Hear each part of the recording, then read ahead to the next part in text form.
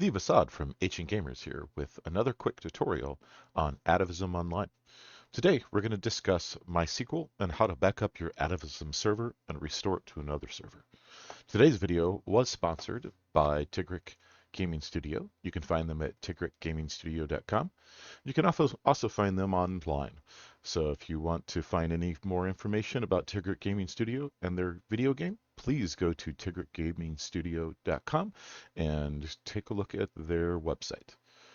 So first thing what we're going to do today is we're going to use two softwares that I am familiar with and two softwares that I am not so familiar with. I have used Heidi, but I have not used DBeaver. So we're going to start out with something that is a commercial product, and we're going to move into some free products to show you the differences between the products and which one might potentially suit you the best. Again, I have worked and I do work exclusively within Navicat. That is my product of choice. And then I also do work within the Workbench software. So the MySQL Workbench is a free software by the MySQL software company, and they provide this free of charge. You can just go download it, and this is a very good database software. And then we'll also try to use HeidiSQL. I am not so familiar with this. I have used this a few times. And then we'll go on to using DBeaver, which is a newer one. I have not used this at all. So we'll go through each one of these and kind of what you could expect when you open up and connect to a server. We will be using this on a production server, and what we're going to be doing today is migrating from one server to another. And we've already done our upgrade process, but we'll go ahead and possibly go through the processes that you would do if you upgrade your server during this process as well. So today, let's go ahead and start out, and I'm going to launch Navicat, and I've already got that up here. And you can see that this is the Navicat interface. This is Navicat 15. And as you go through the different systems, you can see that as you launch, you can have all of your machines and all of your database servers here. And as you launch one or open one, it will expand the database server, connect to it, and you can see all of the tables that are on there. You can close the system just by right-clicking and close. And if we click on New Connection, we can add on the Enterprise or the Premium version. You can add in one of any potential type of database server. Today, we're only going to be working with the MySQL servers, so we'll go ahead and select MySQL. And so this is the interface that you would see when you create a new database. So you could type in your name of the database, where it is, and the potential database passwords and usernames. And as you go over here, you can additionally add in some auto connects and use named pipes, whether you've got different types of database connections in there. And you can add in your SSL and SSH tunnels if you're going through a SSH service. So you could actually tunnel into a SSH server first and then access the database through the system in a very secure manner. This is something that I've talked about in the past in my videos. If you look at any of the old videos on how to connect to the SSH servers between machines, then this is what we would be using as this process. And then here you can actually create a HTTP tunnel into a website as well, and through a system and through that proxy service into the backend database. So this is a very powerful system, and this is one of the reasons why I use Navicat. We'll go into some of the other reasons. I've already set up the accounts here, and we're going to go ahead and back up the Caglian, and we're going to move over to the Paleantrope server. And Caglian is a 10.9 server, and Paleantrope is a 10.9 server. And all we're going to do is migrate from one machine to another. So we need to back up everything, and we're going to back up everything so that we can make sure that we're not going to lose any of our databases. We don't care about the users because we're going to recreate users. Users do not migrate. So don't ever worry about your users. Users do not migrate from server to server. You can create a script to back them up. You can download your user database. You can restore it over onto the server, but it's so much more effort to do so when it is just simply easier to create a MySQL user on the other side and then provide them with the same permissions. So in our circumstances, we're only going to be backing up our databases that are associated with our game. We are not going to be backing up the MySQL databases and restoring those. We don't care about those at all. Again, the new database has those, and you can see the same replication information in both of those. So we're only going to be backing up the databases that we actually care about. So in order to back up in here inside of Navicat, um, we would simply open up our table and right click and say dump SQL. And you have a couple of different options. You can do the structure and data or structure and only. You can also dump, I don't know, I don't think you can. I thought you could dump the whole folder server, but you can't. So, and there might be a tool to do that up here. Let's just transfer between the two servers. So once you have expanded this, if you do not expand it, you won't be able to dump the SQL. You can see that it's grayed out. You actually have to open the database. Once it is opened, and then you can see all the tables. Then you can dump that SQL, and you can close a database if you've accidentally opened it. And once you've done that, you can just say dump SQL file, structure, and data. And then you're going to browse to a folder structure within your server that you want to keep it. And so we're going to name all of our backups so that we know which ones we're working on.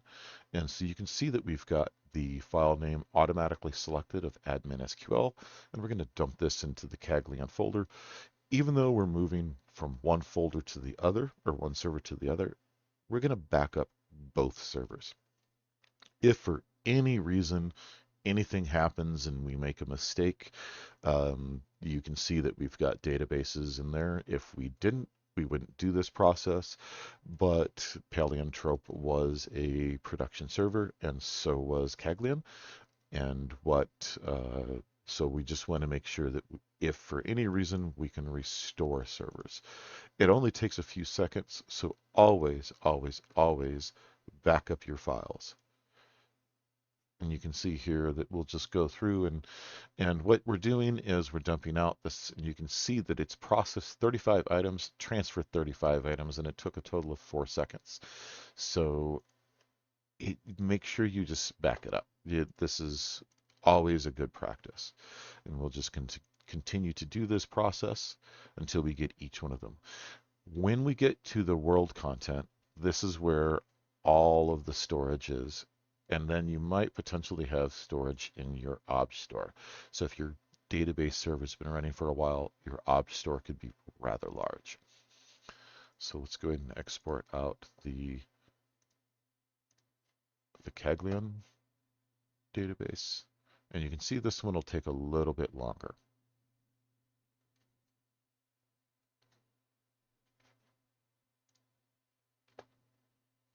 So we'll repeat this process here, and we'll dump out this SQL. We'll create a new folder for this.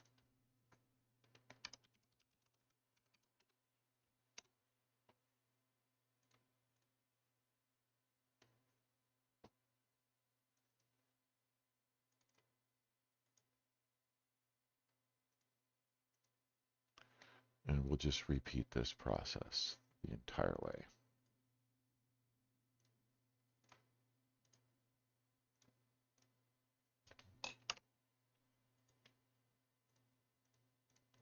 Structure only is good if you want to stand up a new database server and then just start filling out the data yourself.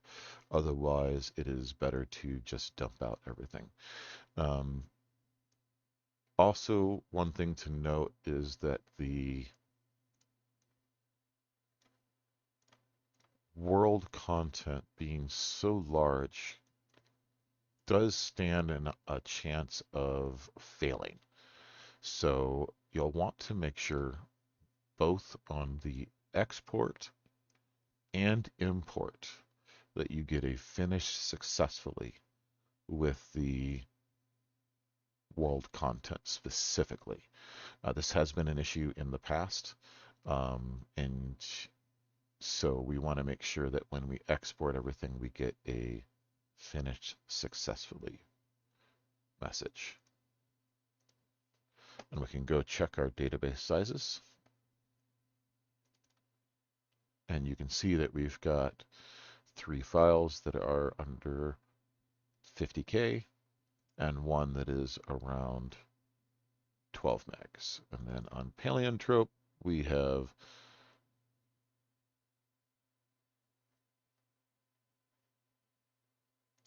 much, much larger. And you can see here is our Atavism. And if we looked in that, that would be the ob store, but that's a customer.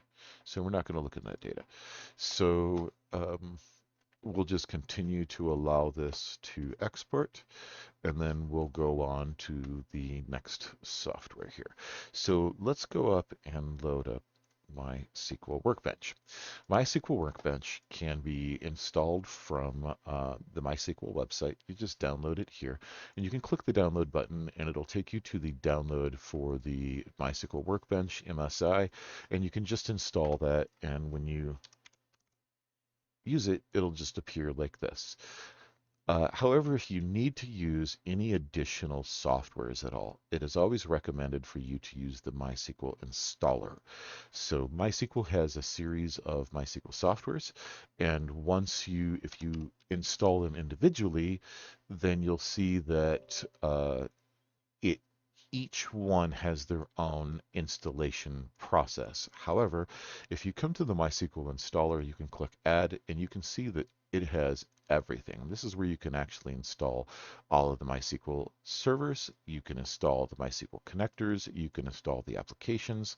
You can install the documentation, and you can install anything that's associated with it and also update it.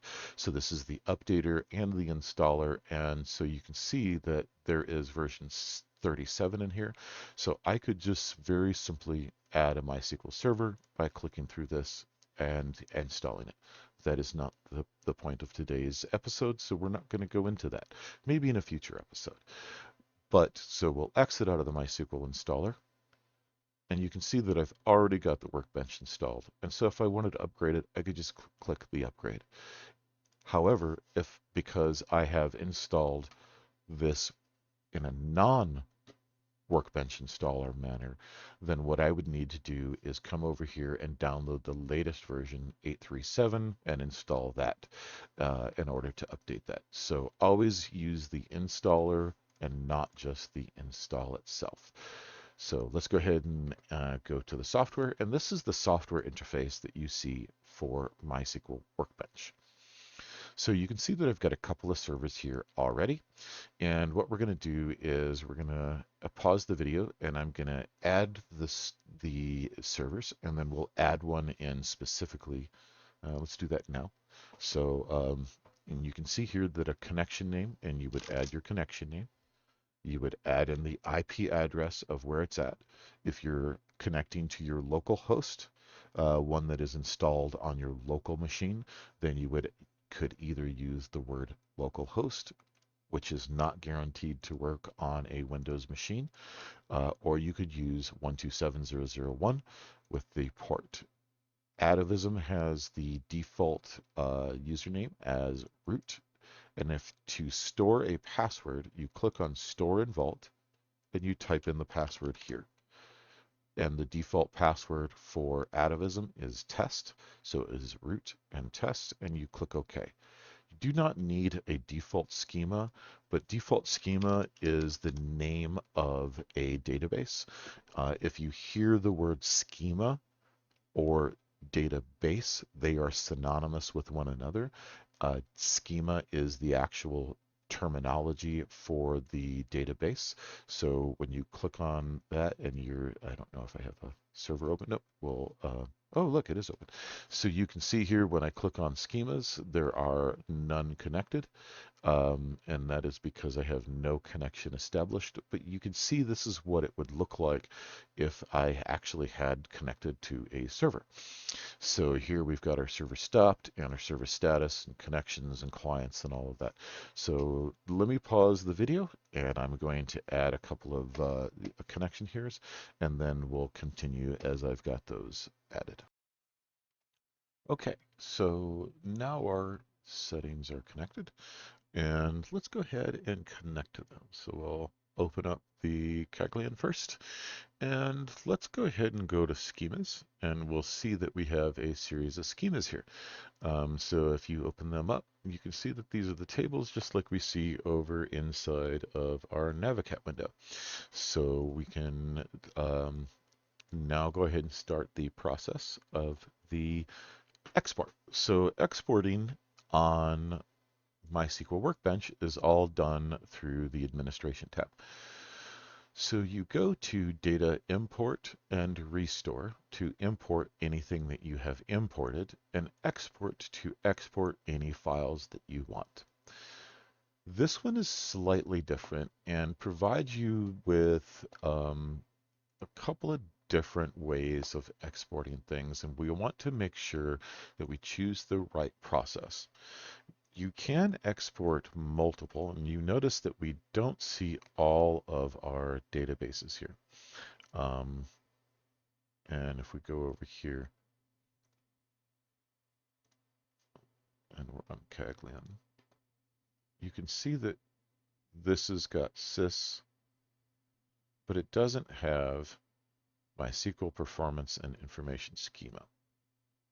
So they hide those schemas from you where they are available within Navicat. There's just one thing to notice about a commercial software versus a free software, even one coming from MySQL themselves, as you have more access. So down here in the bottom, we want to make sure that we dump structure and data. We dump stored procedures and functions. Even though we don't use them, we dump events and we dump triggers. This automatically happens within the Navicat software, but they provide you the functionality to select these or not select these. So even though Atavism doesn't use these, there's a potential that you or your database admin might add some triggers or events and things. So we want to make sure that we do export those. Down here at the bottom, it says export to dump project folder. You can create this, but it creates a folder structure, and we don't really like this process. What we want is this export to self-contained file. And you notice it has automatically got an export of .sql. So we're going to select our location, and we're going to choose the same location we had before. And you'll notice that I've added a new folder called Workbench, and we're going to stick it in here. This one does not automatically add your information, so you'll have to select that and click Save. And there we have. And now we can say create dump in single transaction, self-contained file only, which is what we want. And we do not want the include create schema because this let's make sure we'll export it without, and it's been a while since I've done this, so we'll make sure. Take a look at the export. And so export is running, and this will take a few minutes to export this process. You'll notice that I can only do one at a time. Even though I am exporting it, I can only export a single at a time. So here's our export, and then let's take a look at it. Yeah, we're fine. So this is what we wanted. We didn't want the other item checked. So this provides all of the functionality. You can see what it does is it sets some values at the very beginning and then starts to implement that and then sets the value for this table. and then implements it, and then sets the character set for that. Okay, so this is a dump complete for this one, and then we're going to complete to the next one. And so Atavism. Now that we've already have our path located, we can just automatically click and then click start. And it should automatically dump our stuff into the next table. So you can see that we're at Atavism SQL, and so we go back to the next one. So now we're going to choose master.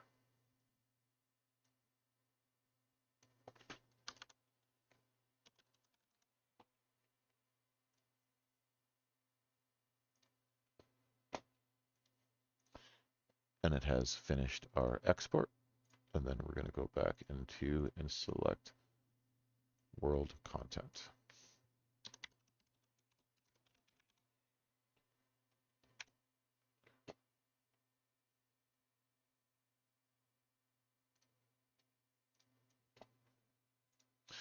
And you can come over here and do a comparison between the two, and we'll see some differences between the softwares here.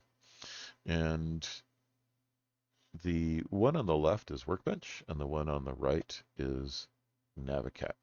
So all of these values, these are optional, so we don't necessarily need them, but you can see that MySQL has captured them and that Navicat has not.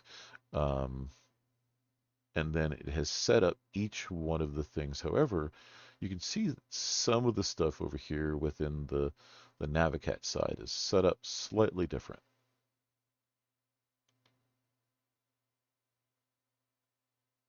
UTF-8 MB3 is the old character set, and all the new databases are using MB4. Okay, so we have finished, and we can take a look at the size of that one. And you can see that there's about a 2 meg difference between the table sizes.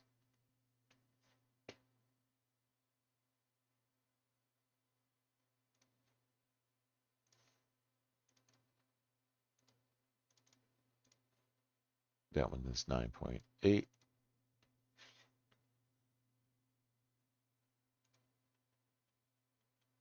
And this is based on how much more data we're pulling out with all of these character sets actually being set onto each one of the values on each one of the tables. So, yeah. Okay, so let's go on to export the next one. You can go back to home, and then we're going to go to Paleotrope. And it did not like our password, so we're going to grab the password, and we're going to pop it in there.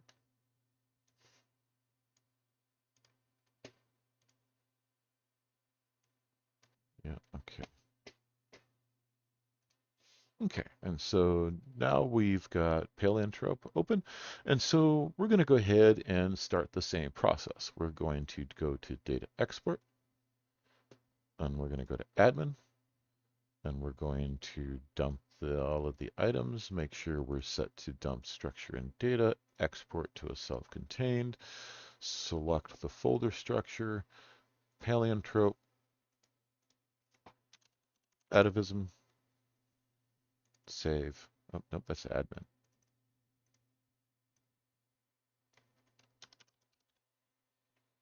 Create a dump file.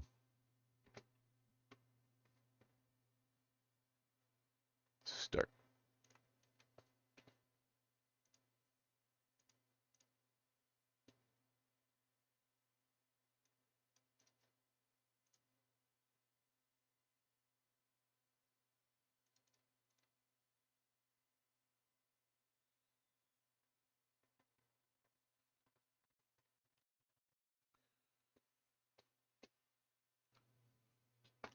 Okay, so after what seemed to be a indeterminate amount of time, uh, it exported the world content.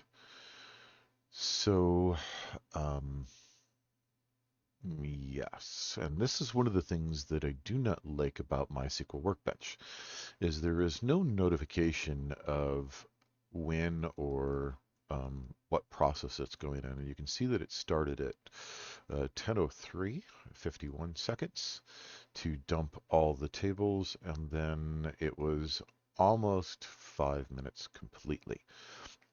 It was 4 minutes and 50 seconds.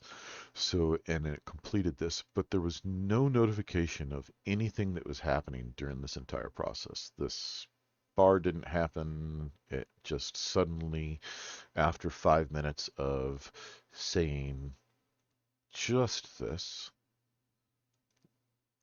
the bar went bloop and said export completed, and I got this, and then the file appeared.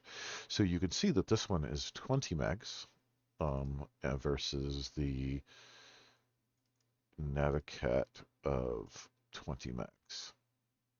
So that's about the same size. But if we looked at the files, they would be completely different. So let's go ahead and move on to HeidiSQL. Heidi, I don't have installed. You do go to the HeidiSQL website, and you just come and go to the downloads for Heidi. And I'm not going to install it because I have a bunch of installs already, but you would go through the process of just clicking the installer and click the setup. I'm going to go ahead and use the portable because I don't want more files installed on my machine. And you can see that I've downloaded this a few times in the past because Heidi, I guess, I thought I've never used it. Maybe I've tried to use it. Maybe I was thinking about using it. Oh, wait, no, Heidi is the one I have used just a little, actually. I've not too often. Okay, so this is the interface once you load Heidi. It's very simple. There's not much to it. It's a free program, and it just uses the standard stuff. So you could utilize any one of the potential database types it has here: SQLite, Postgres, Microsoft SQL Server, and MySQL Server. So we're just going to use MySQL for TCP, and you can see that it does support different types of the database libraries. So that would be whether you are connecting with MySQL or Maria or the MySQL 6.1 library, and then you're going to type in your hostname IP, and you can say whether you want to prompt for the credentials or use Windows authentication. And then you can go into the SSH tunnel. It does not look like I can use that. Maybe it's not set up yet. And you can set a startup script. You can connect with SSLs, and you can see how many times it's connected and how many connections and failed connections. So I'm going to set up a couple of connections here, and then we can start connecting and doing some backups. Okay, with our database system set up, and we'll go ahead and set up a new one real quick, just so you can see it. Um, Again, it was literally just once you click new, it will type, you can type in the name, and you can put in your username and password, and then just click save, and then you're ready to go. It is as simple as that. So let's go ahead and connect in to the system. I'll drag it over here to the other window. And we can take a look at the database windows that they have. Again, I'm not very familiar with this, but across the top, what we've got is, it looks like a filter and tables. If you have a very large amount, like in the world content, and you wanted to filter out the items, oh, that's kind of neat. That's a nifty little feature. Then you could filter out that. You can see the table size here. That's kind of nifty too. Um, and then this is giving you more of an advanced view. So Heidi is more of a tech view. Some of the other ones are less techy, but this one gives you like even more functionality. So you can see the int types and lengths and whether it's defaulted and everything right in the main screen. This is kind of slick. So this is not the purpose of this, though, is to admire their software. It's just to actually open it. So let's see if we can right-click on this and say export database as SQL. And then what we can. And then, so what we want is database. We want database creates.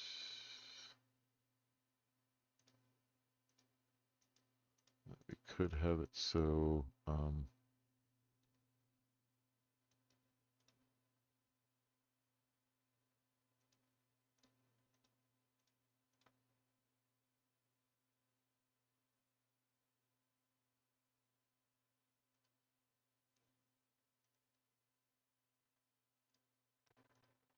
This is, put it back into our Heidi, and this is Caglian and world content.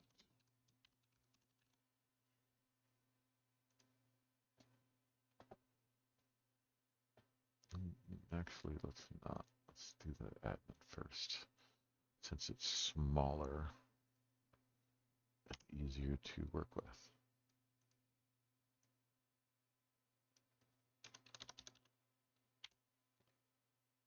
And then we can see if we make mistakes. We don't want to drop tables.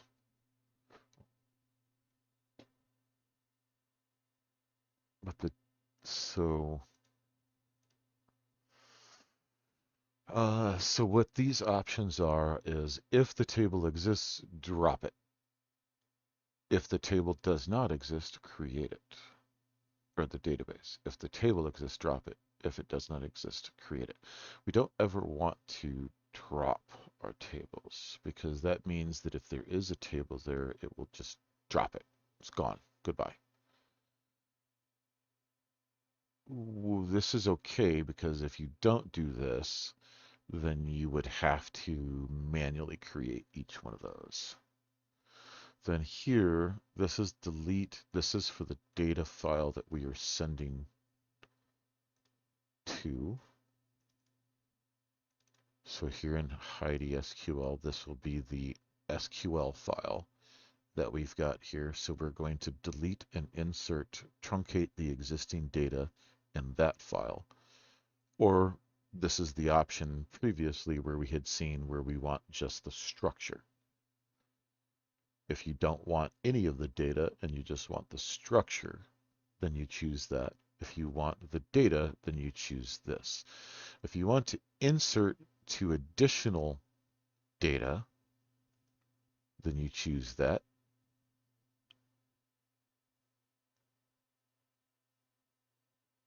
Replace existing.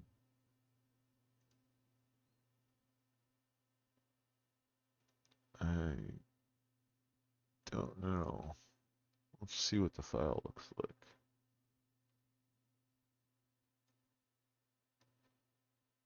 This is slick. I like the fact that it tells you how many rows, the duration, and you can see here that we do actually have some triggers.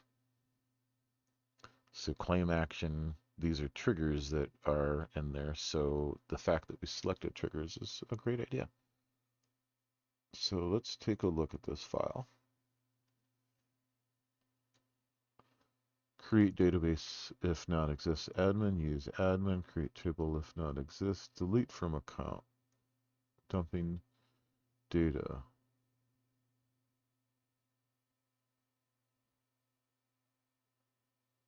No, this is not what we want.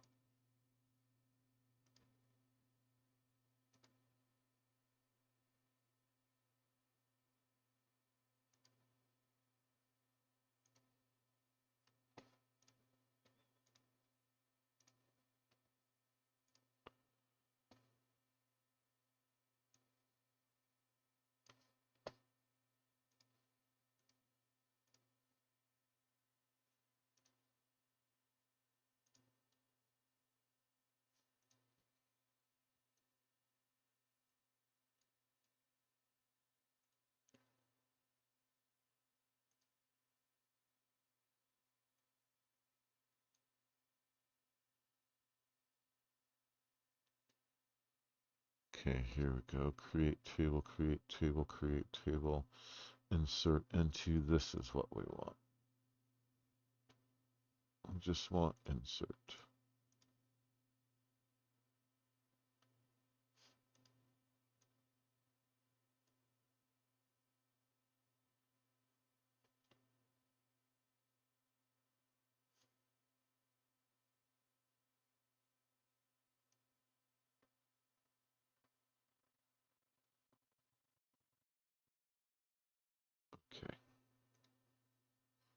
So now we can repeat that with the other ones.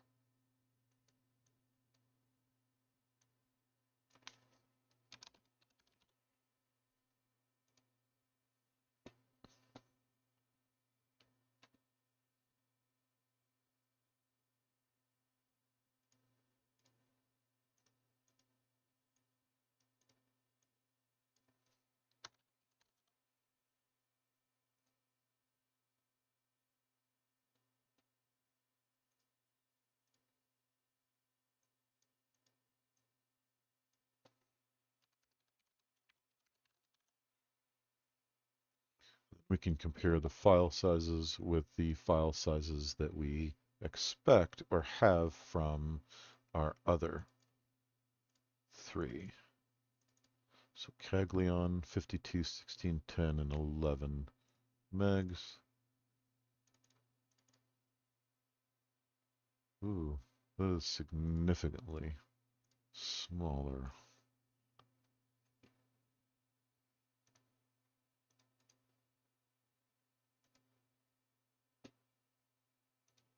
Why is that so much smaller?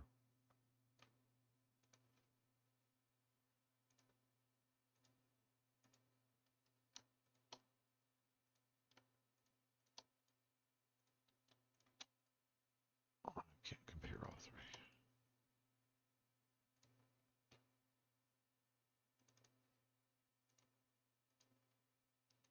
That is 7 megs smaller. That feels like data loss smaller.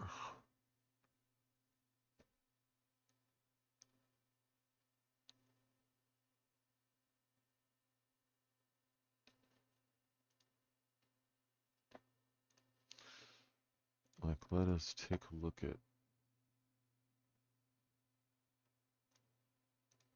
Oh, I can't until it's done. There we go. Yeah, what is this? What is all this down here?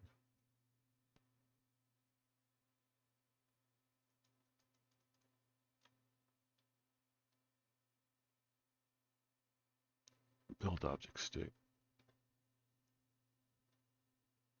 It's like it's missing all of that.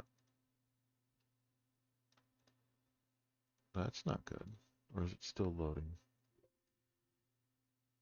That's still loading. No. Okay, so what build object state?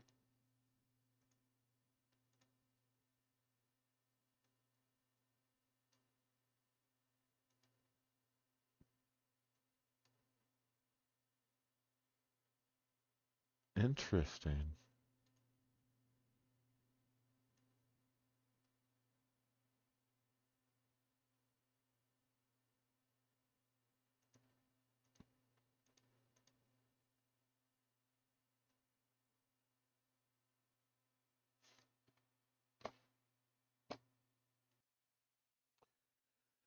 So I'm not sure why Heidi is having an issue with this one database. And that may be why it's only 3 megs on the export. It appears to be an issue with the database itself. Switching over to the other database, it is backing up as expected. And it does see all of the files or all of the tables as expected.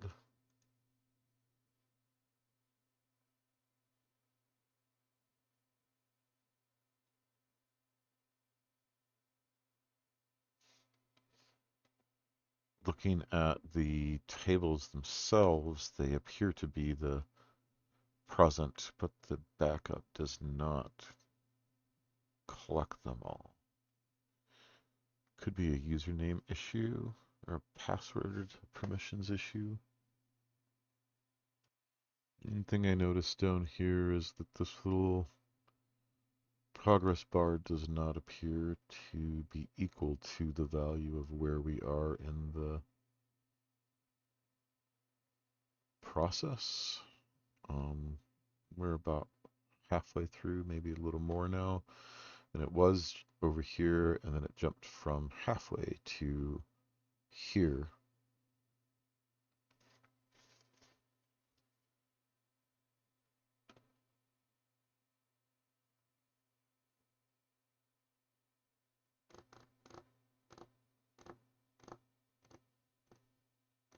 Maybe it's the overall potential data that's in the database progress.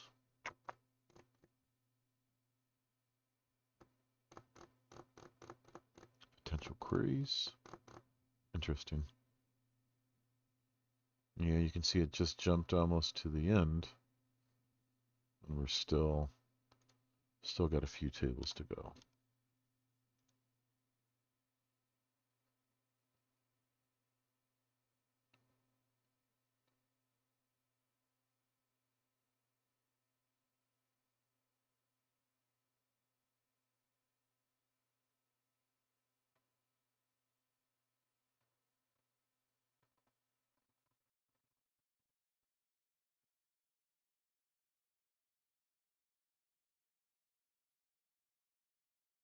Down to the triggers.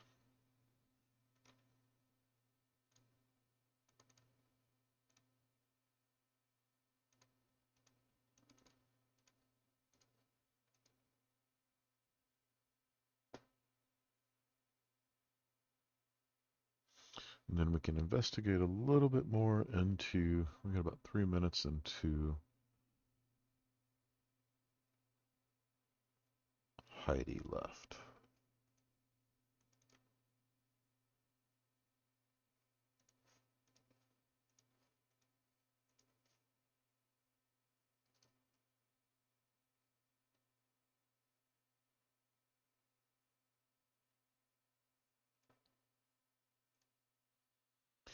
Because it makes me curious, like if we look at these two, pair 12 and 10, that's fairly close. 3 and 10. Okay, so let's take a look at this. And you can see that we've only got a few items when we expand it here. But when we look at the actual tables, all of these, this is what we're getting. When we expand this, you just see the same.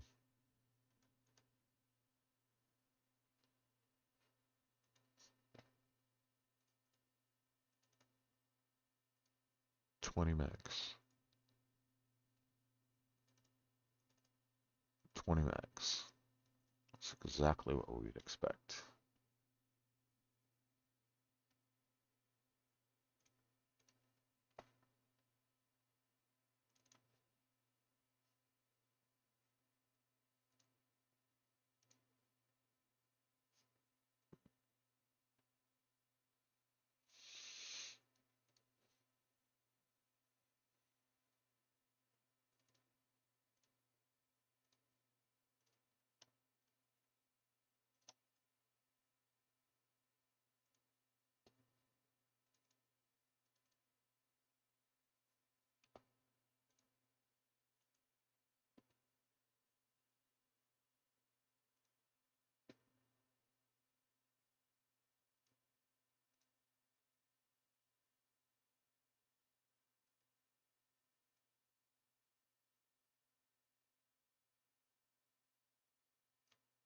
Looks like we're all okay here.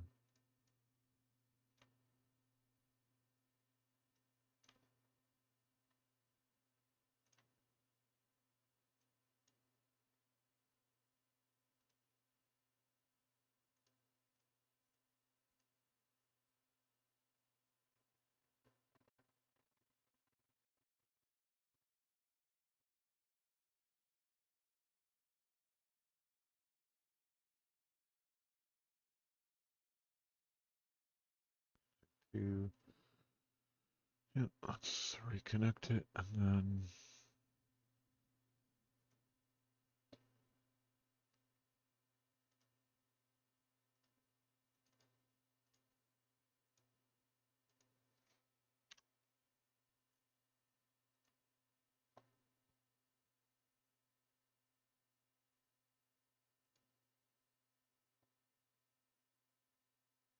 Nope.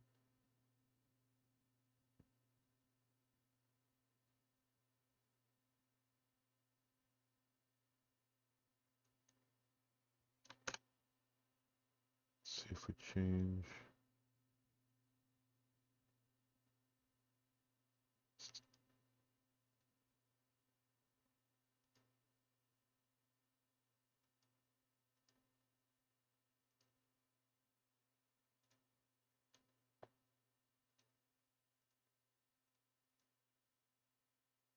I like that. I give you a little warning. Oh no,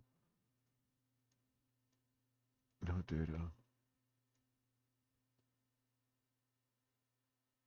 Yeah, you just don't get it.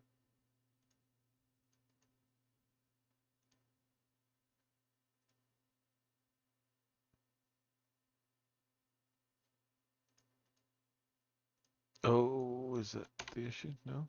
Yeah, that's the issue with that. That shouldn't be the issue with our export.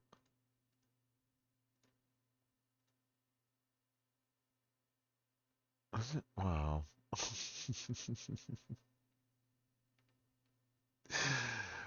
You learn something every day, don't you?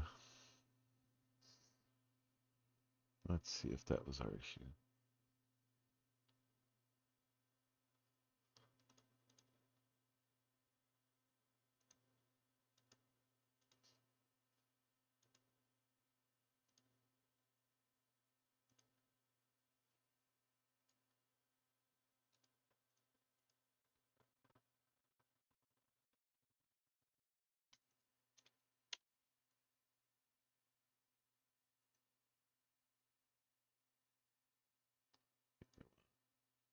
Insert, export.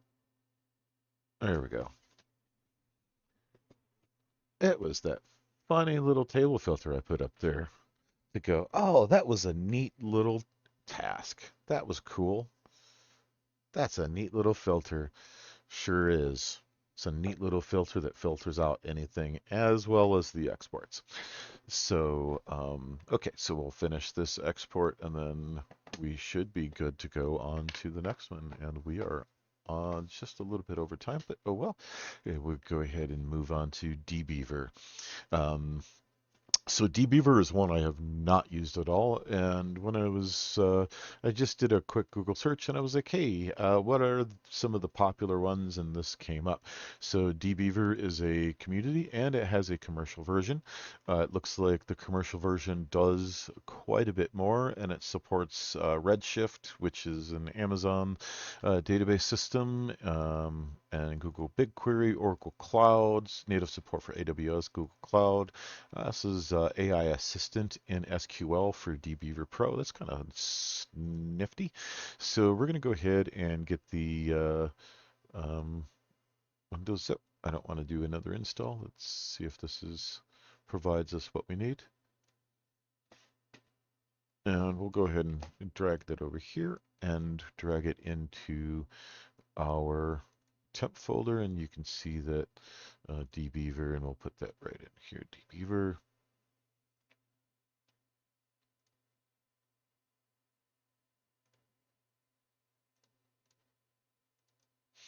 And we'll go ahead and run DBeaver and DBeaver community version universal database manager.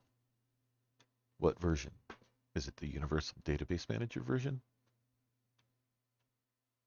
Ah, there we go, 24.0.4. No, we do not want to create a database. Select your database, MySQL. Next. This is interesting. Let's take a look at driver properties. This selects the different driver options. Neat. We can edit drivers, download them. Okay. You can create an SSH tunnel, just like in the other ones. You can use SSL.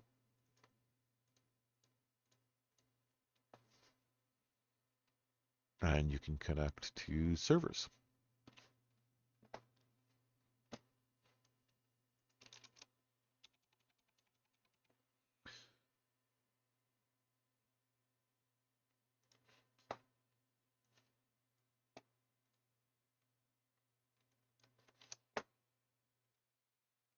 Okay, so I added our first connection here, and I'll go ahead and add in a second connection. And before anybody goes, oh no, he's showing all the IPs. I don't care. IP addresses for database servers are publicly accessible, and you can't do anything about it. So um, there's no point in trying to hide your IPs and things like that. So database connection, and then we're going to choose MySQL again, and we're going to type in our host.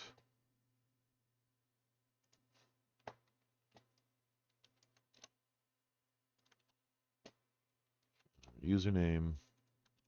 Oh no, the username. And we're going to click finish. And so now we've got two databases open, and we do have to download a driver. So let's go ahead and click download. And we're going to open this one. And let's look at databases. Databases.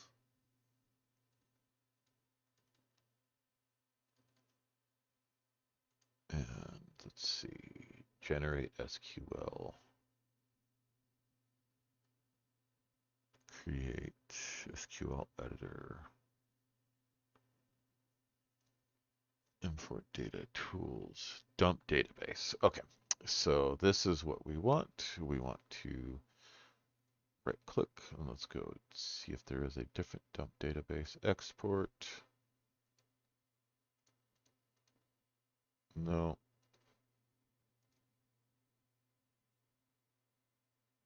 Database. Tools. Dump database. Okay, so we'll do that one at a time. And what I don't like here is we can't see what our databases are called.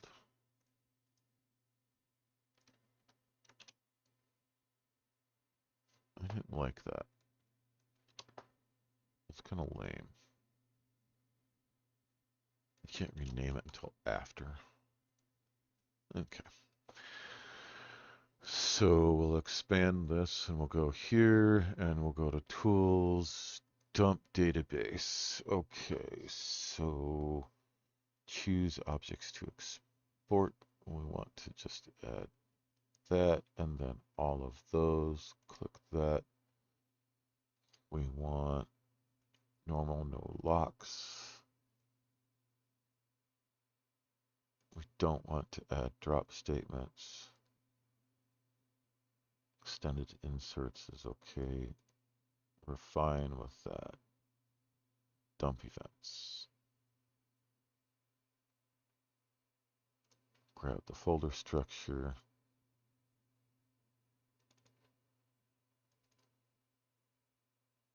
This is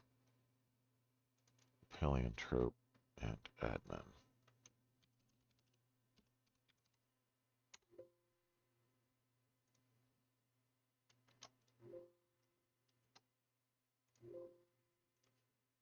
I don't know that I like this.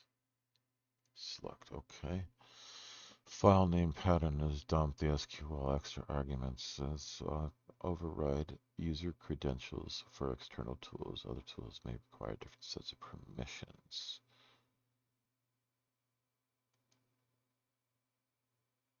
Let's just click start and see what we get. And now we'll go to our folder structure, Caglion, and we get nothing.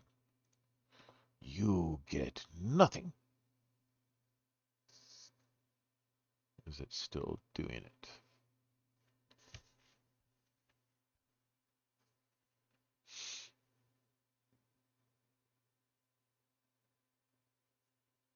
I say good day to you, sir. You get nothing.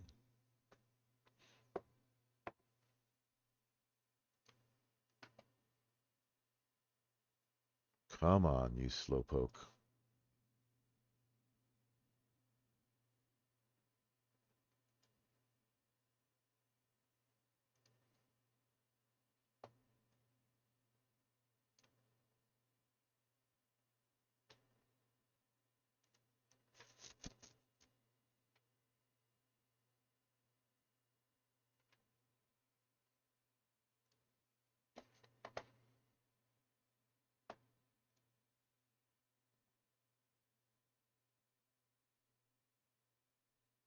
bytes.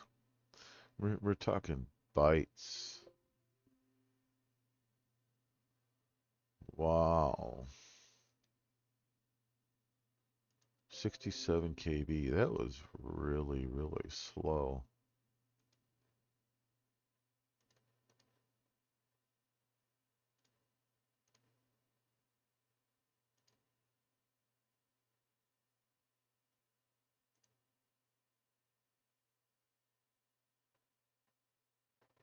Let's take a look at the file that it gave us, just to make sure that we got everything right.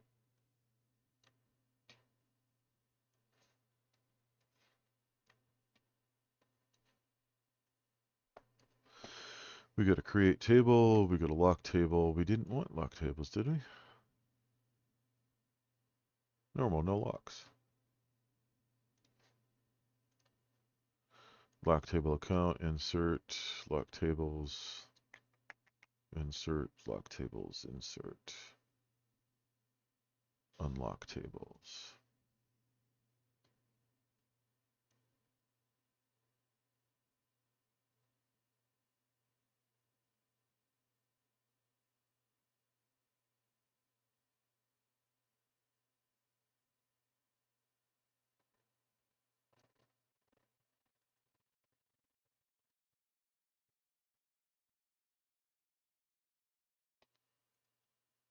Interesting.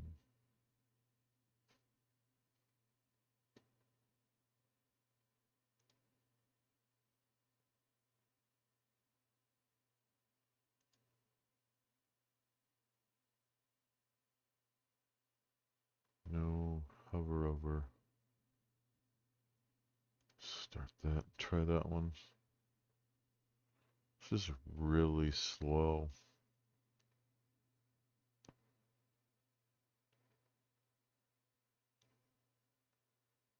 That's faster.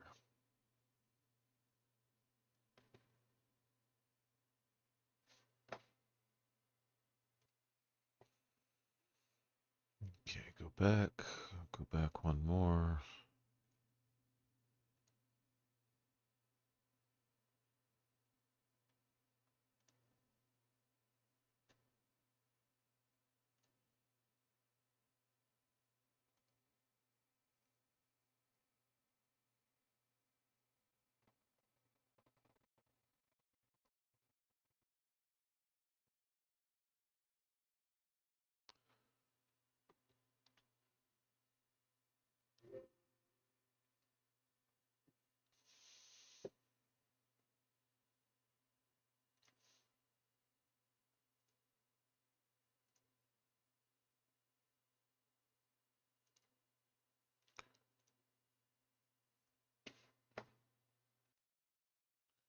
Okay, and the dump is complete on this server. So we're going to go back and we're going to cancel out of that. Going to close out of this server. No, we don't want to do that. Let's just go into here. Interesting. I can do it right there. That's slick.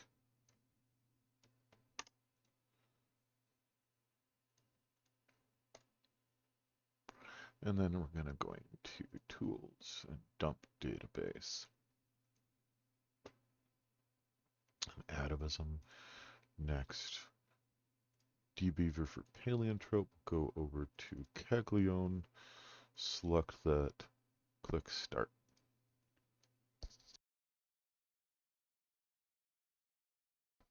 This is so much faster on this server.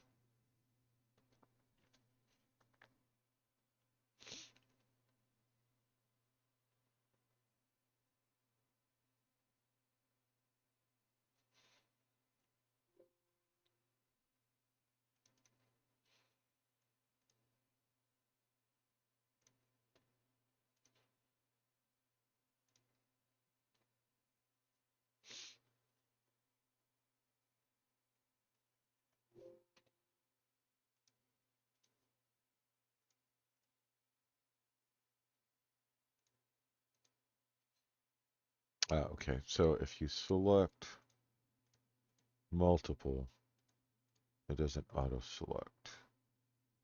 But if you select one, it does. Interesting. Okay.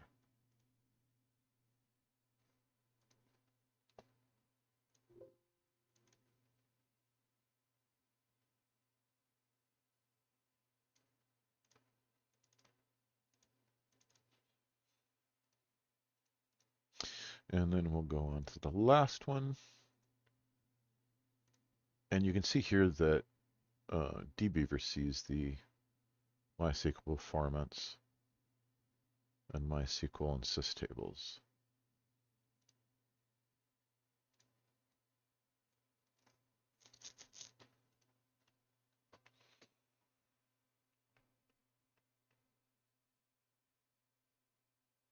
And we'll just wait for this one to finalize, and then we can move on to the restoration process. And back to our Navicat software.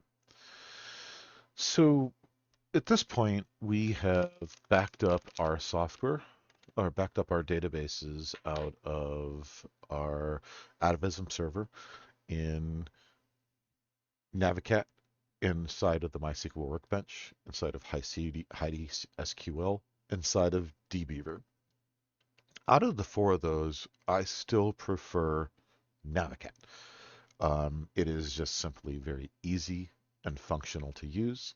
Second out of that, I like the Workbench. As neat as some of the features of the um, other two are, the DBeaver just seems to be a little over the top, and same with HeidiSQL. I don't really like their interfaces, and I don't really care for their processes. So I'll still cover them in this video, but they're not going to be used in my future, just like they aren't now. I use MySQL Workbench at work and Navicat at home, and Workbench at home as well for things that Navicat doesn't support, which are very limited and few and far between.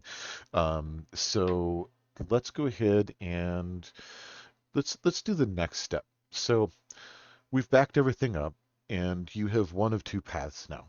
You are either updating your server or you're migrating from another server. Regardless of what you've done, we've backed up two servers here at this point, and so we've replicated this process repeatedly for the past hour.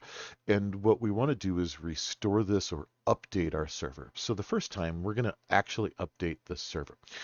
And we're going to go through the process of what you would do in each one of the softwares to apply this to one database each in the softwares. We have four databases, and we'll just go through each database software one at a time and do one database. To make sure that we don't have any issues, I'm going to do the world content inside of Navicat and the other ones inside of the other softwares because I know Navicat the most. So we'll open up our database again, like we had previously, and I'm doing this inside of a local host, not inside of our two databases that we had done. This is the same exact process, however, for those two databases.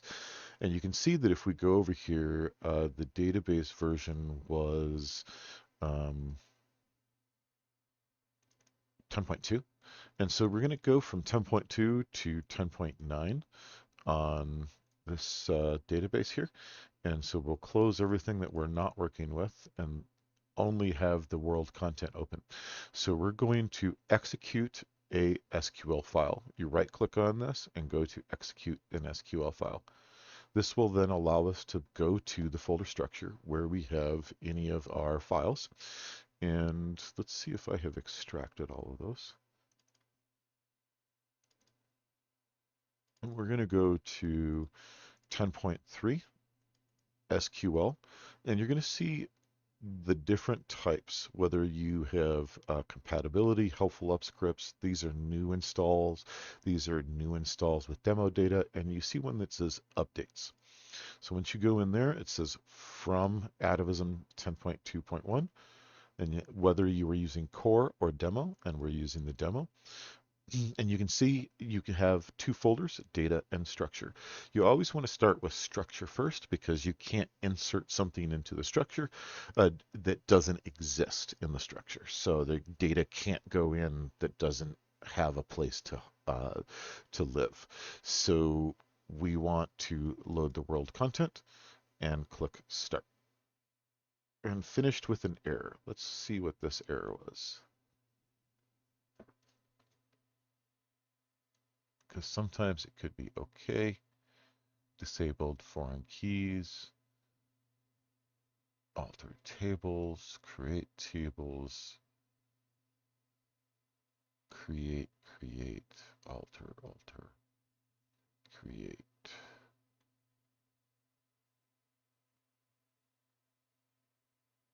Create table dialog actions.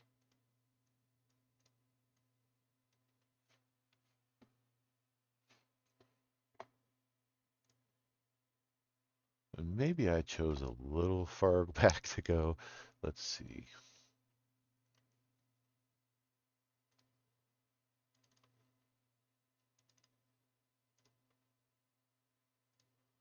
Did I need to go to 10.2.1 first?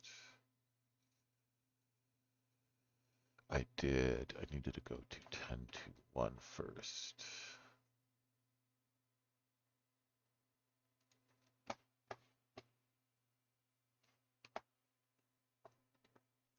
So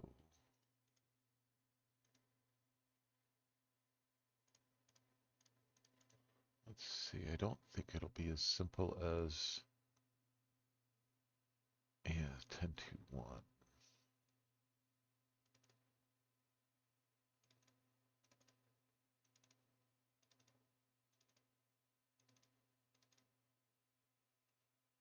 There was no structure.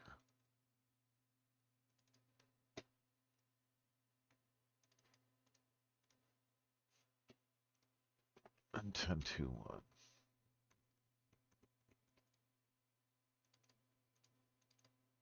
What are you complaining about? Let's try it again now that I've applied the data.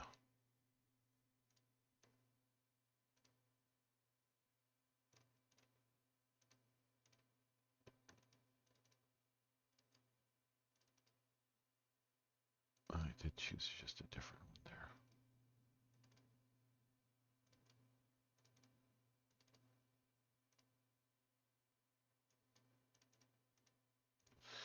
So this was an issue with some of the older databases. If it doesn't work, you can always go to query, new query, and then you can copy pasta.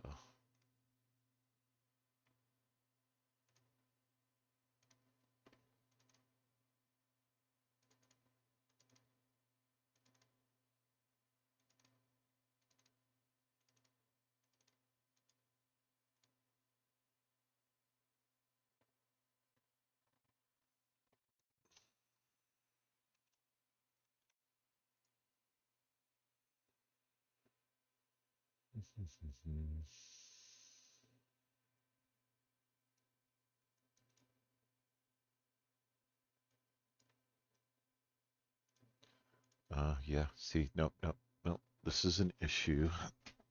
I mentioned this earlier. Let's delete this table.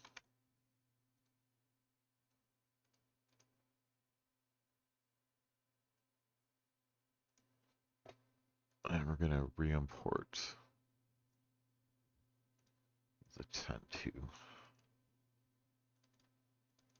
That was a brand new database. So it was a import issue with the database script. And you can see here that it fails with an error.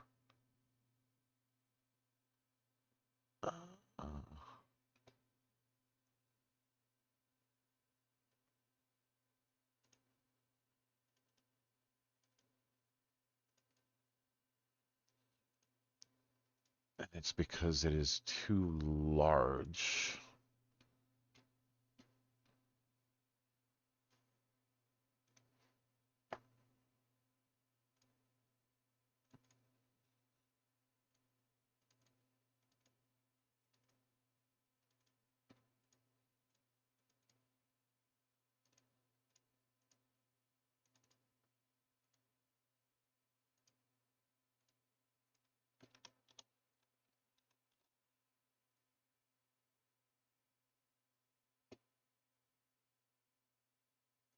Yeah, that's the issue right there. Row size too large. So this was an issue in the older one, so we're not going to use 10.2. Let's bump up a version or two. Okay, I bumped us to 10.7. What I didn't want to do is a bunch of debugging trying to figure out how to get the file imported in 10.2. And if you have it imported, you've already gone through this process and it's imported, and the update process is just the same for each version. So we're going to go from 10.7 to 10.8. And then, so you can see here, we're going to right click and go to execute the SQL file. And then you can see that I was just in the 10.7. And we're going to go to 10.8, and it's not extracted yet. So let's quickly extract that.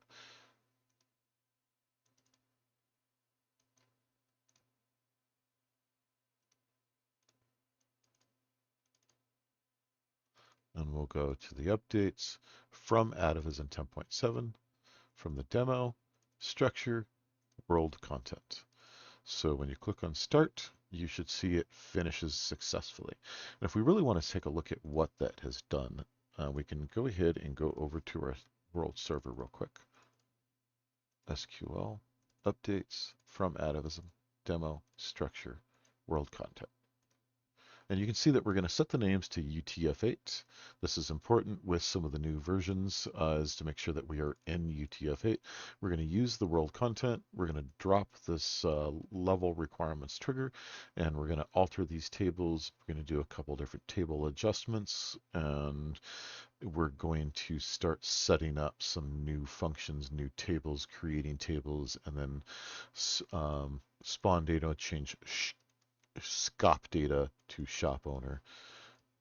So that is typically what happens within this is you get this little thing. So let's skip over real quick to the MySQL Workbench, and we'll go and we'll connect into the local host, and we'll take a look at our schemas here, and we will say that we want to apply the admin schema. So we can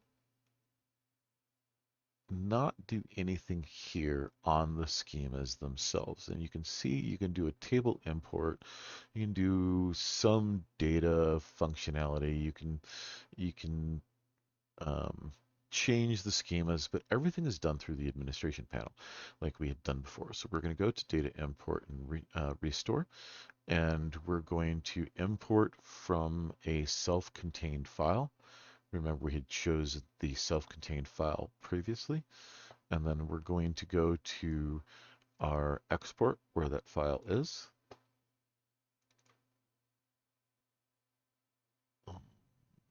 Atavism 10.8 server SQL updates from Sen6 demo structure admin, right? Because this is the one we're working with as admin. And we click open.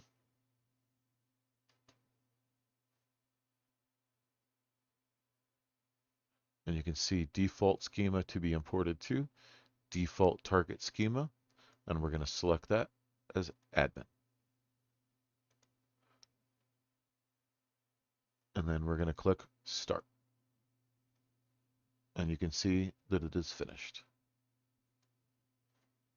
So this is the structure applied to 2. Now we're going to jump to, where is our, what did I close out of it? I did.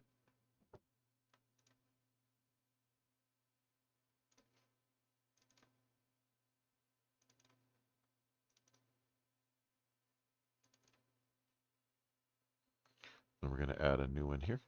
Actually, we're going to just root and test, save, open, and let's figure out how we do it here. So we applied a admin and world content so far. Let's apply this one.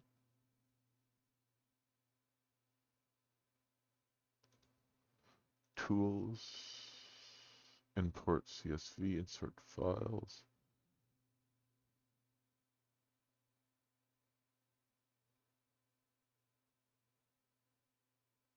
Load SQL file.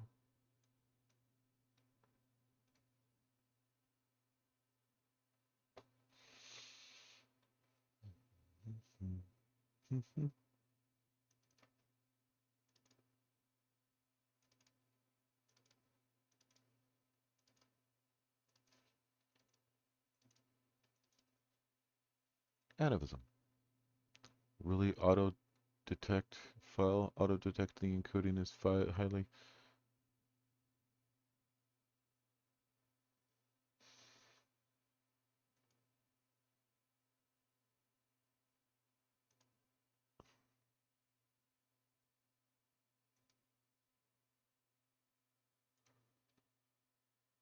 UTF-8.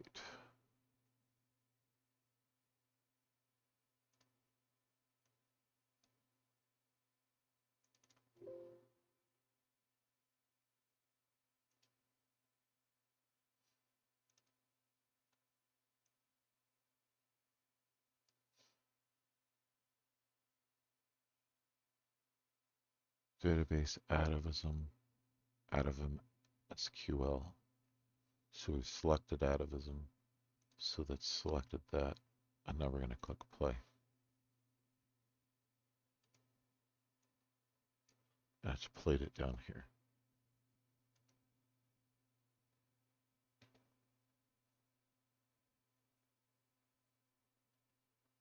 How can we verify that it has been applied?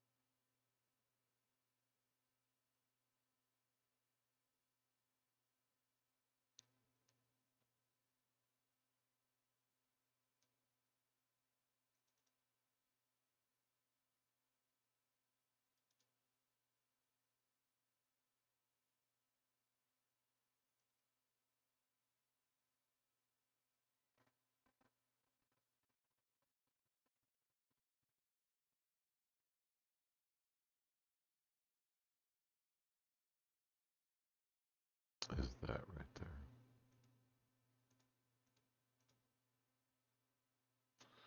Add constraint, foreign key, employer,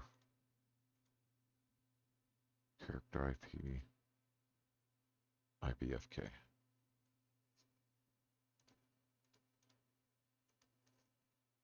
I really don't like Heidi, I don't think. I think it's a bit over the top. It's a bit confusing.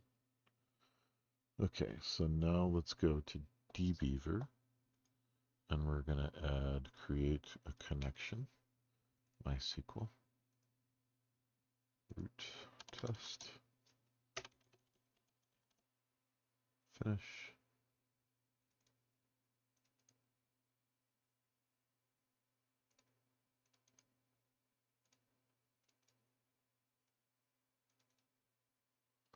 And last is master. So tools, restore database, import database. Yep, yep, yep, yep, yep.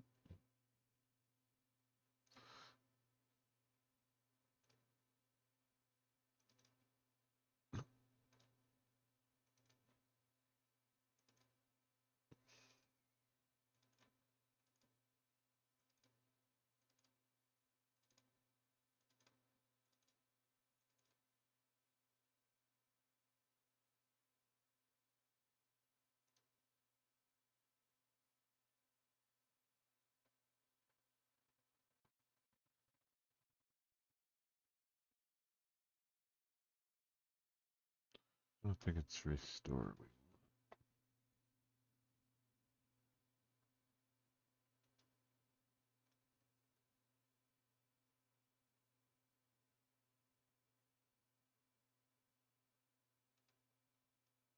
Definitely not import.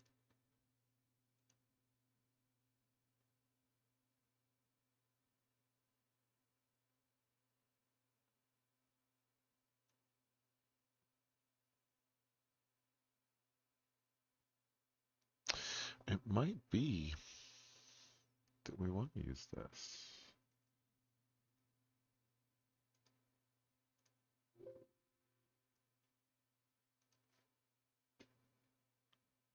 How can we verify?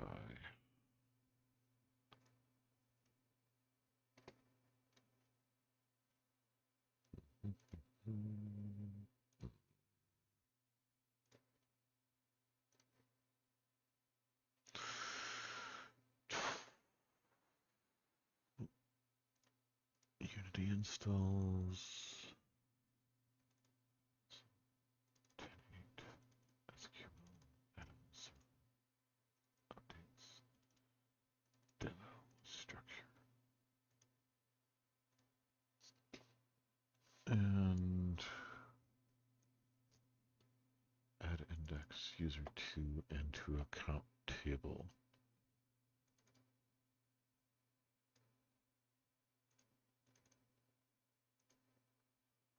Indexes username to. Okay, so there is our index. Username 2 added to there, so that did exactly what we wanted. So it was a right click, import tools, and restore database, and then you choose the folder that you want. So let's quickly redo the same process for the data, just so we can make sure that we've got all of our data there. And then we'll go back here. This is very easy in Navicat. You just click the back to this, and we click the file. So this was our export back to the general. Click that, go from structure to data. And is there anything for that? Yep, there is. Inside of here, we have world content. Click start.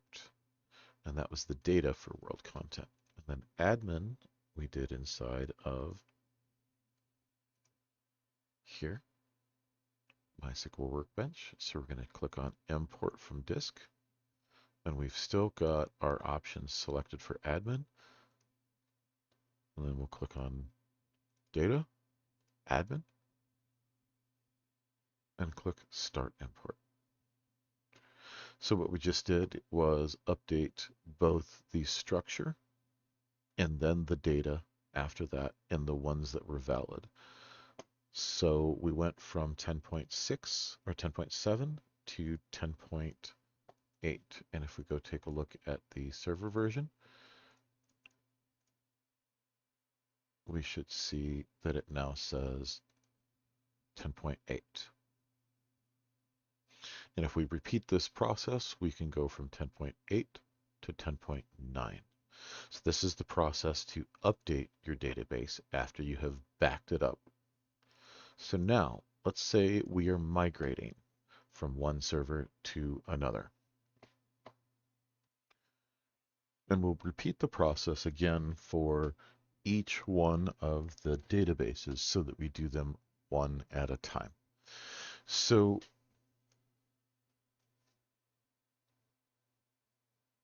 this is kind of the scary part. You can't right click and import a database here.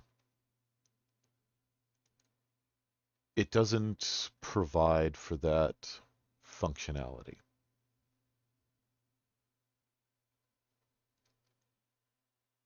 None of the other softwares will provide the capability I'm about to show you.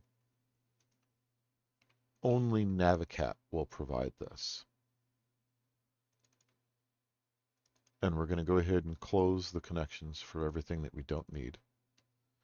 Typically, the process of migrating from one server to another is you dump an SQL file, you import that SQL file, you then create a new user or provide usernames, the existing users access to the new database.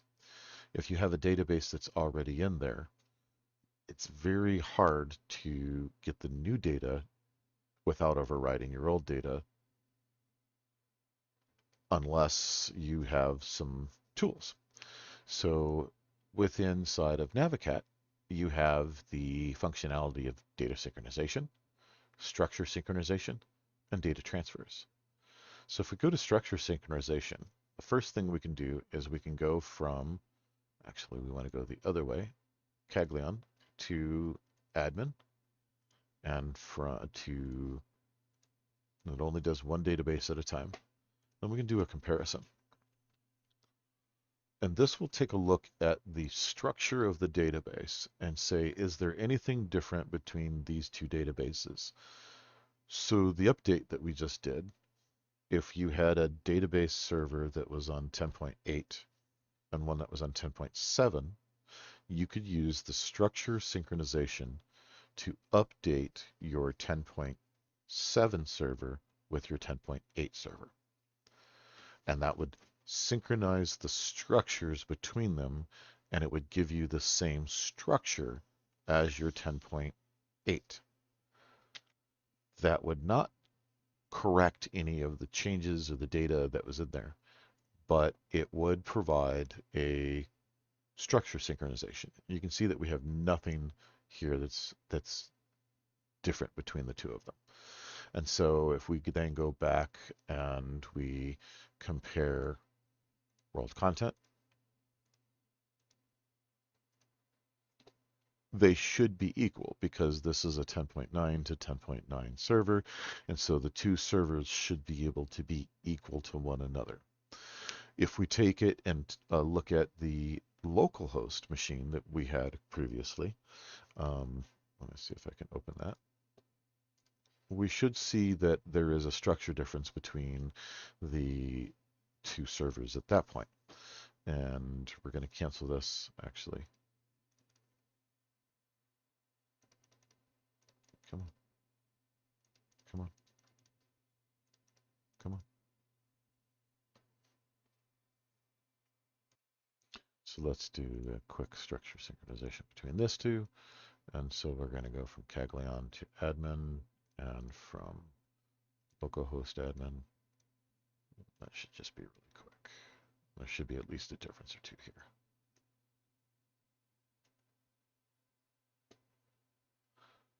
Nope. Back.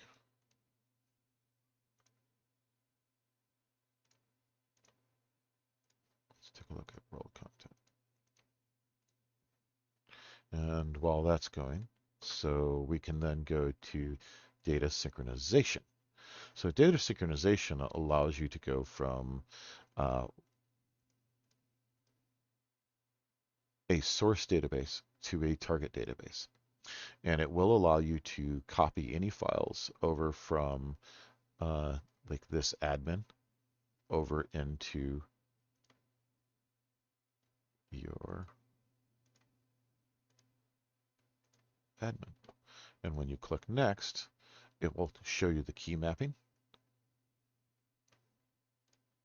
and then show you the comparison between the two of them. So here you can see that we actually found 12 objects that are inside of this database that are not inside of the 10.8 database. So those are the changes that would be occurring.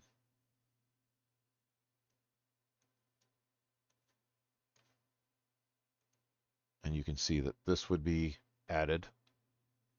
Those would be added.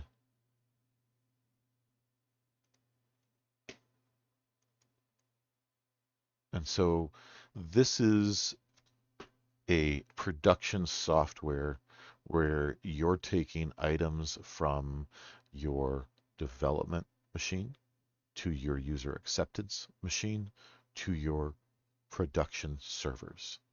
And this is what allows you to do so. Things like this. So this, you can see the data synchronization indicates that between these two servers, all of these items are what has changed. So we're going to delete out of paleotrope We're going to delete 22 items, and we're going to update 8, and that is in the instance templates. And if we click on instance templates, we should be able to see all of the items that will be added or inserted or deleted.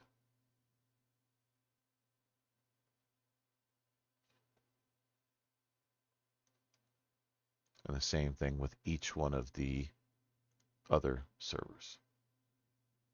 You can see we've got 62 mobs versus 18, 24 instances versus 2, 1 player versus 2 players. So this is a tool that would allow you to synchronize between these types of servers.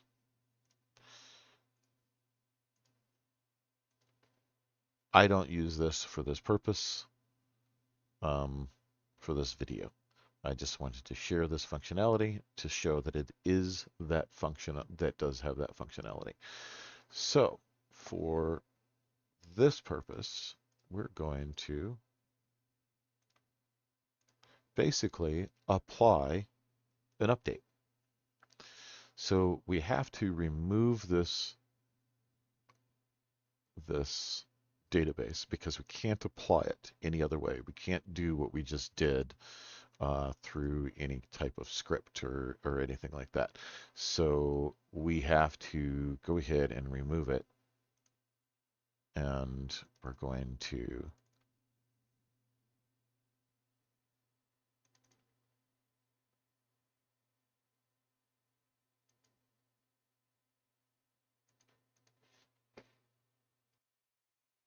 okay, so let's go ahead and go through this process, and it's literally delete the database. Oh no!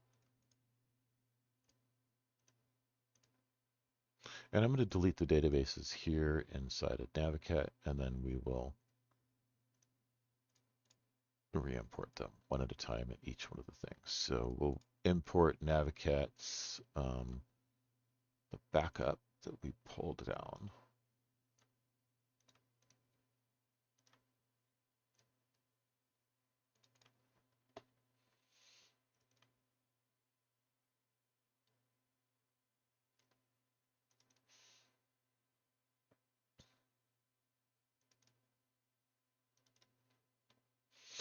And so what you want to do is make sure you've got this continue on error. So if it does fail, that it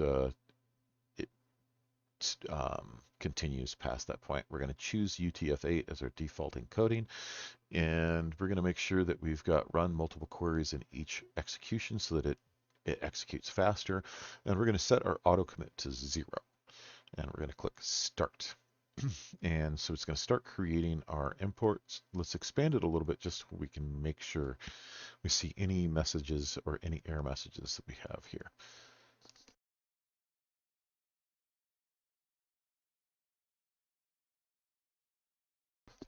Yeah, and we do have an error message because it says no database selected.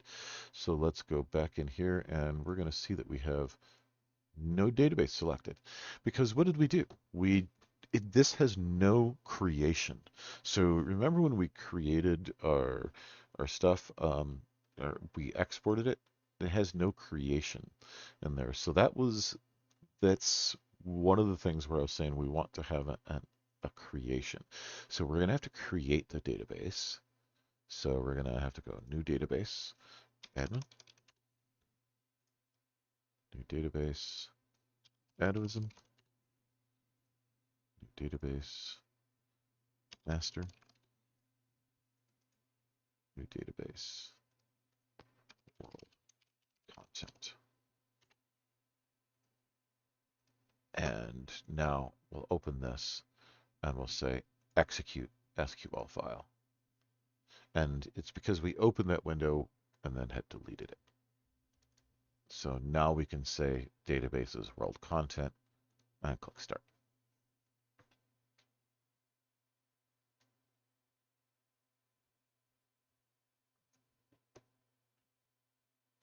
And you see our finish successfully. We'll click close, we'll click on tables, and we'll refresh.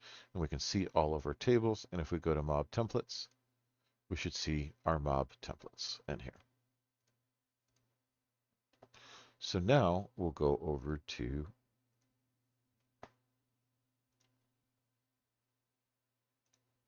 MySQL Workbench. And we'll make sure that we are connected to the right server.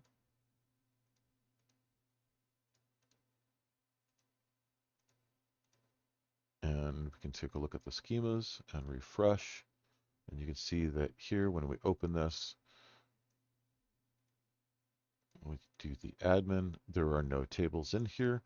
And we'll go to administration and data import and restore. Import from a self-contained file. We'll select this. We'll go to our restore location. And since we're using Workbench, we'll restore it from Workbench's admin, and default target schema is set to admin. And then we're going to say start import.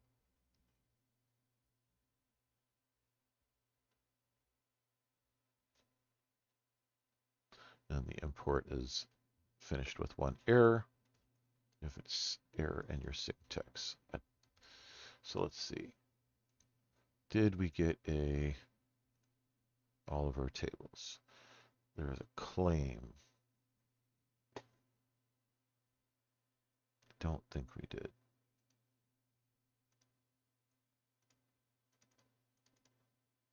Nope, we did not. It failed.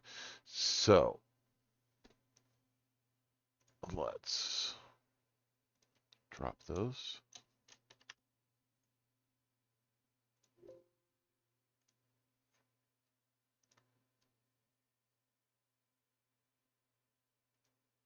And import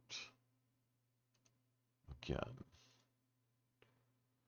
Let's take a look.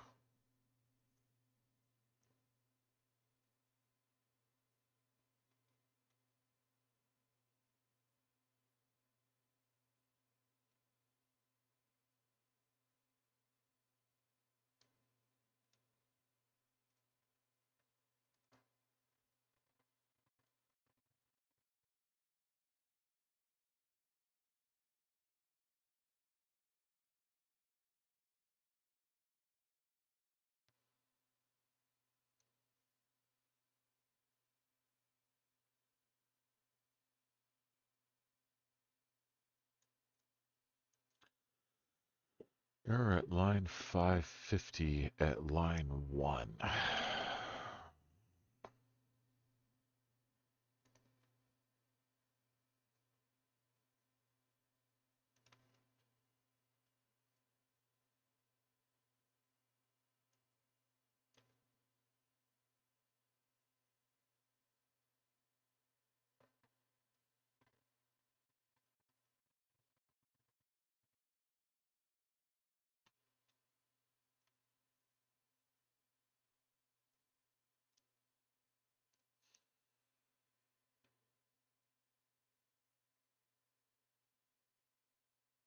Well, let us, when in doubt, export it again.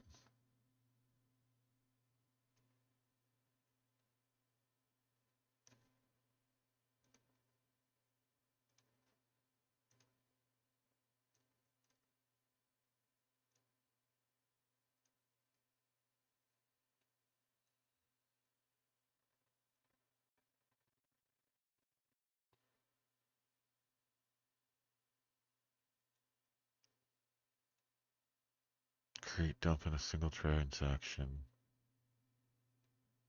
Is there a way to ignore column statistics dump date? Quote names, create options.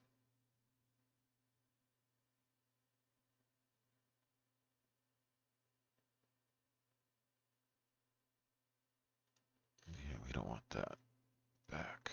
Start. And that option was down here, extended insert. Use multiple row insert syntax that includes the several value lists. I don't believe we want that.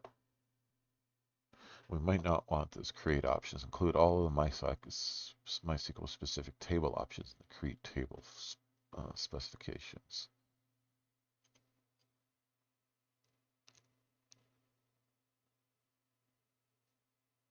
And we don't want the column statistics.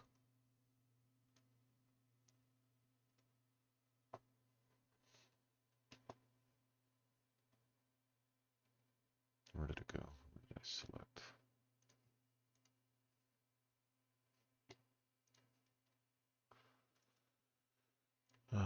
Nope, not Heidi Workbench. Paleotrope. No, admin 2. Save. Stop. Start.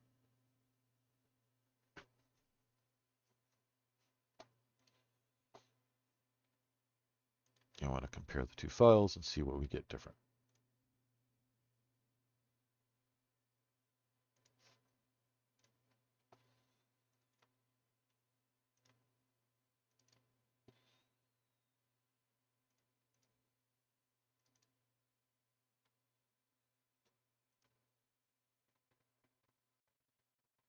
As I mentioned before, this does not indicate until it's done. So we can move on to Heidi while that's doing that. And let's see, let's go ahead and disconnect and we'll connect to Caglion. And then Atavism. And then that was tools, file load SQL. E temp. And this is Heidi Paleotrope. Oh, we only exported.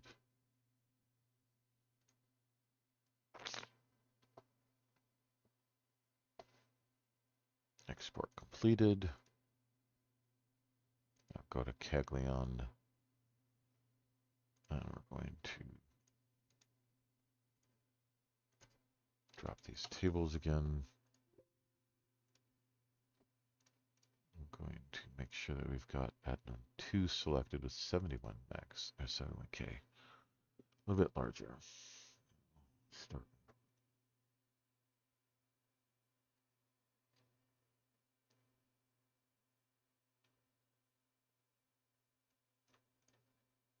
Near line 1. We've turned stuff off and it's given us more. To export.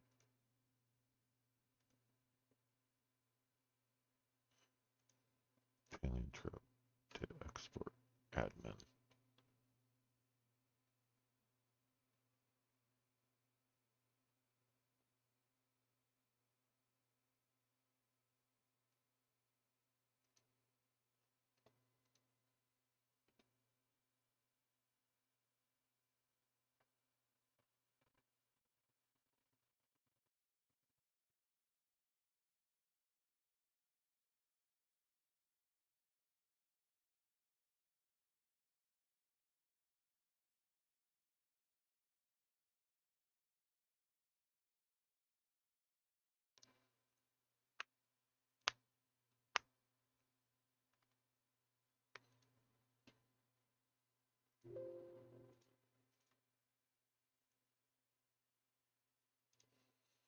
So here, disconnect from here, connect here.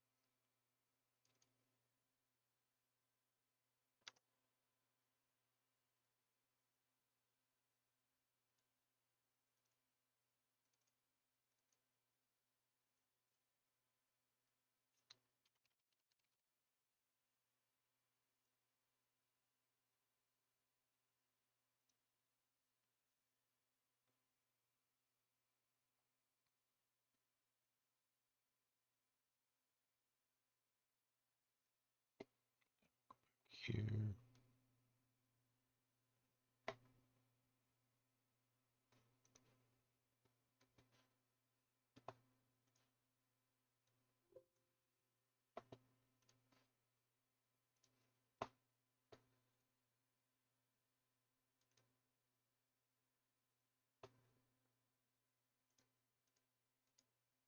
Okay, so now that we have done that, now we can go to File, Load, SQL,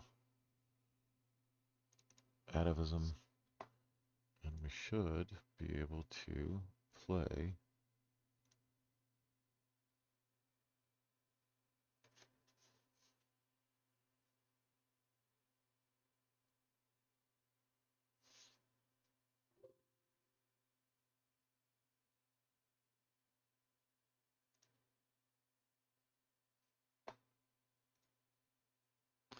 and then refresh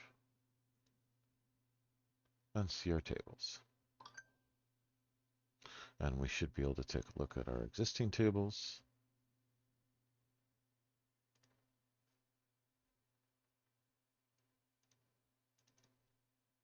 And see they're all there.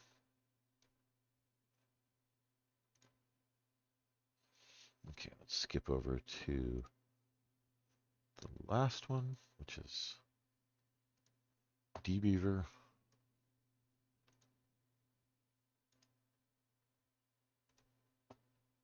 And we're going to close this and open Caglion databases and master.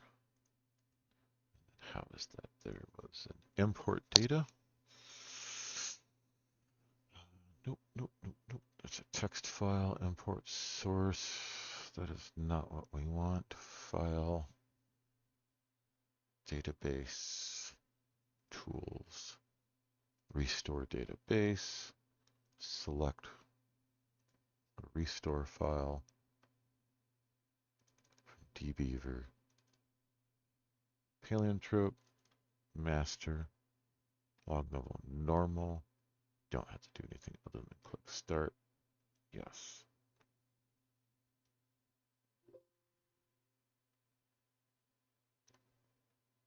Finished. Okay. Refresh. You should see our tables. Not clicking on that because it has data in it. And we should see our tables here. We should see our tables here. So the only tables we need are these tables here. So let's go back to MySQL Workbench. And we had our export that I re-exported out of here. And let's go back over to Caglion.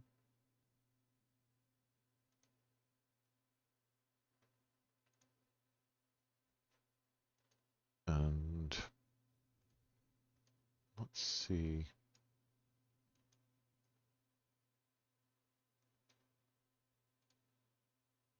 Let's try just the data dump.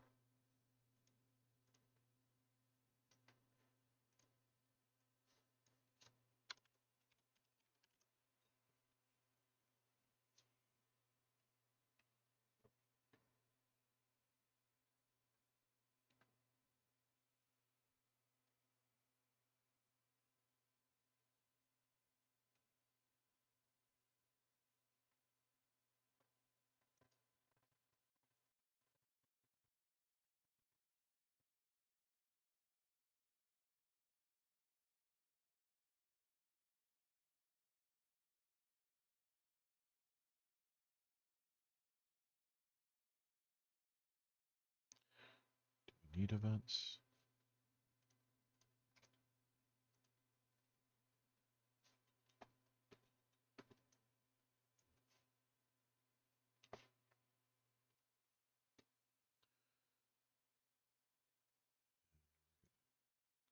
Here, try 3, start. Let's go to Caglion. Choose just the structure. Import.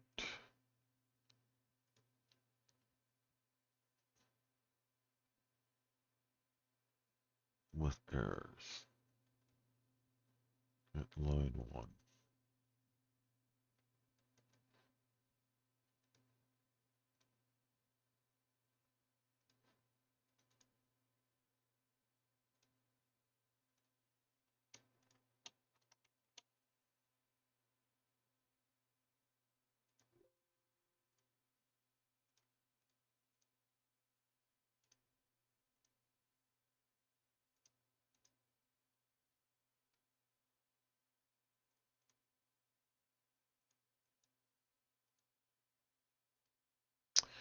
Well, interesting.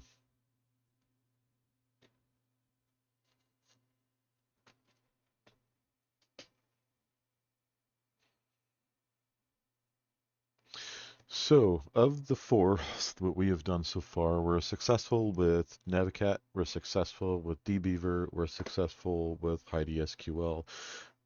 MySQL Workbench has given us the most issues so far, and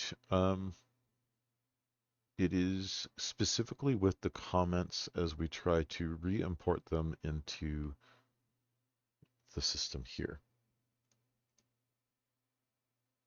So we can always try to go to import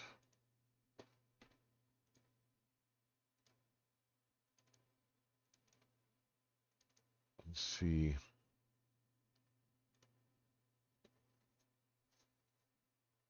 if it's a database issue or if it is a export issue.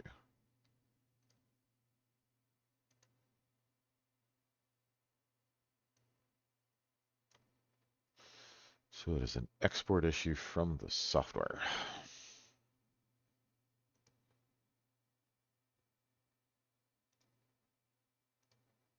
Interesting.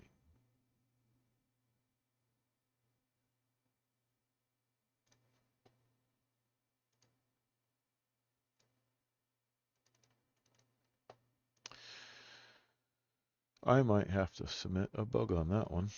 So, we have successfully completed migrating from one server to another server. You can see that we have all of our servers and users, and I'm not going to click on any of that, but let's, because there's data in there, we can actually click on users. I know we can't. Do we have any users here?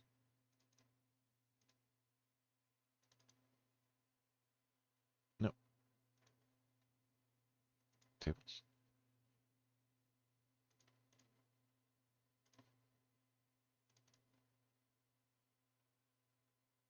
There we go. Character generated on Paleontop.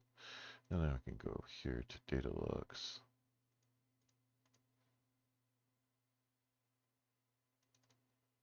And see the same thing. Yep. Okay. Now we have completed our transfer. And this is the same process you would do in each software.